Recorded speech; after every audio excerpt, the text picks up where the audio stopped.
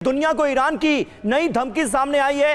बाब अल मंदेब अब बंद होगा, यह कह दिया ईरान ने। दुनिया में तेल का अकाल आएगा, बाब अल मंदेब का कोई विकल्प किसी के पास नहीं है, यह कहा है ईरान ने। तो आखिरी तुरुप का इक्का बाब अल मंदेब ईरान के लिए, अब उसका जिक्र खुले तौर पर किया जा रहा है।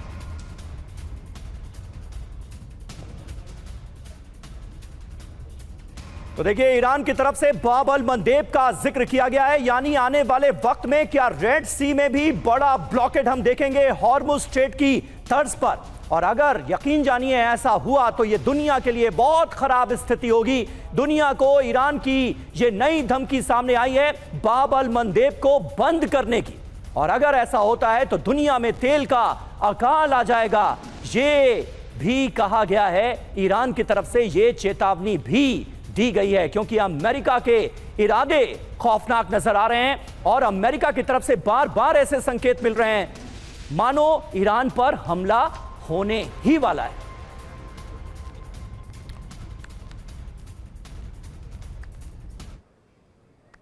बाब अल मंदेब को लेकर बात हो रही थी। बाब अल मंदेब पर अमेरिका को खुली धमकी दी गई है। क्या है ये धमकी, इसे भी देख लेते हैं। बाब अल मंदेब स्ट्रेट बंद करने की तैयारी है हॉर्मुज के बाद बाब अल मंदेब बंद होगा। बाब अल मंदेब बंद होने से तेल संकट और गहराएगा। हॉर्मुज बंद होने से पहले ही बड़ी एनर्जी क्राइसिस यहां पर आ गई है। और देखिए, मौजूदा हालात में ईरान का प्लान क्या है। रोजाना 20 से 22 जहाज गुजर रहे हैं बाब अल मंदेब से।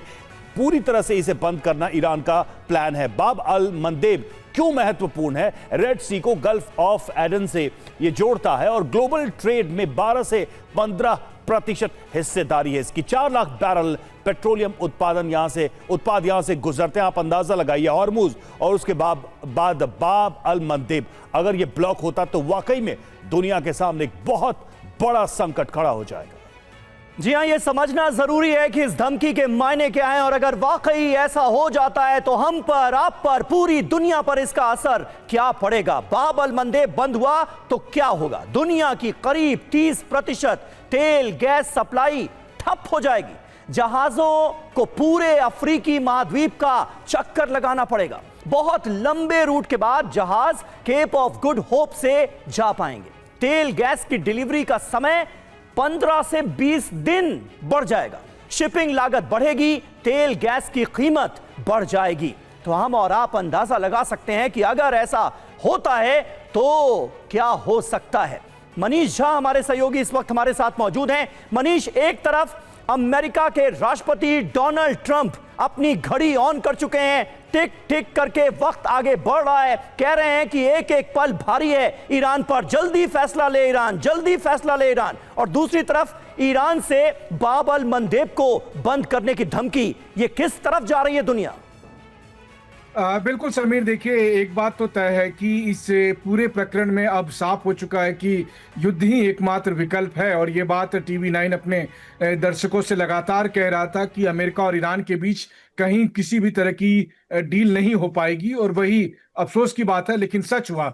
तो अब ऐसी मनीष के ऑडियो में थोड़ी सी प्रॉब्लम आ रही है। ओपी तिवारी जी, अगर इस सवाल का जवाब आप दे पाएं। मनीष, हम आपके ऑडियो को थोड़ा सा दुरुस्त करते हैं। तिवारी जी को जरा दिखाइए स्क्रीन पर। तिवारी जी, किस तरह से आप देख रहे हैं, क्योंकि ये स्थितियां तो बहुत हाहाकारी होती हुई नजर आ रही।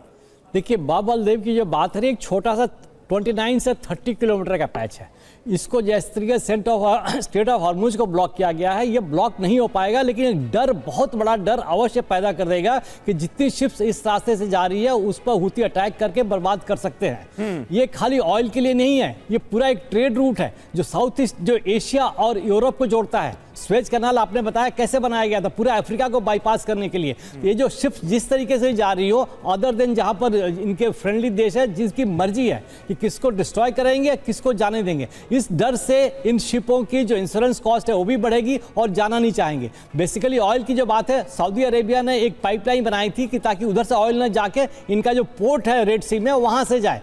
ये भी उस तरीके से ऑयल निकल रहा था, उस पर भी एक पाबंदी लग जाएगी और रुकावट आ जाएगी। अब रुकावट बहुत बड़ा हो जाएगा जाएगा एक सांकेतिक है। जिस तरीके से हर स्टेट ऑफ हॉर्मुज को पूरे ईरान के कंट्रोल में है, आर्टी रेंज के कंट्रोल में है, ज्योग्राफिकली पोजीशन ऐसी है कि पूरा कंट्रोल कर रहा है, जिसकी मर्जी जाना चाहते हैं। ये वैसी रुकावट यहाँ संभव नहीं होगी, लेकिन डर, इतना बड़ा डर होगा कि कोई शिप क्रॉस करना नहीं चाहेगी। बाकी हुती क्योंकि पहले भी प्रूफ कर चुके हैं कि उनकी मर्जी होती है, जिसको डिस्ट्रॉय करना, गिरा सकते हैं। करीब 2 साल पहले भी कुछ इजराइल के जहाज़ों को उन्होंने अटैक किया था। अगर इस तरीके का माहौल पैदा हो जाएगा तो पूरा शिपिंग रूट ये अपने आप ही बंद हो जाएगा।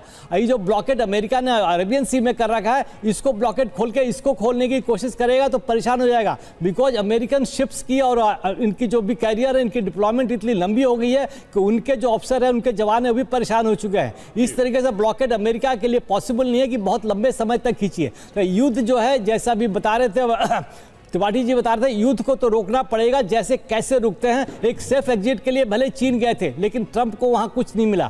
ट्रंप, जहां तक ईरान का सवाल है, ईरान को तो पता है, जो ईरान हार रहा है उसको पता है, और उसकी ताकत के बारे में यूरोपियन, अमेरिकन कुछ ग्रुप्स भी बताते हैं कितनी ताकत बची हुई है। अगर ईरान ऐसा धमकी दे रहा है, इसका मतलब ईरान की अपनी आंतरिक शक्ति मजबूत है। दोनों तरफ से कोई संकेत नहीं है कि वो युद्ध को खत्म करेंगे।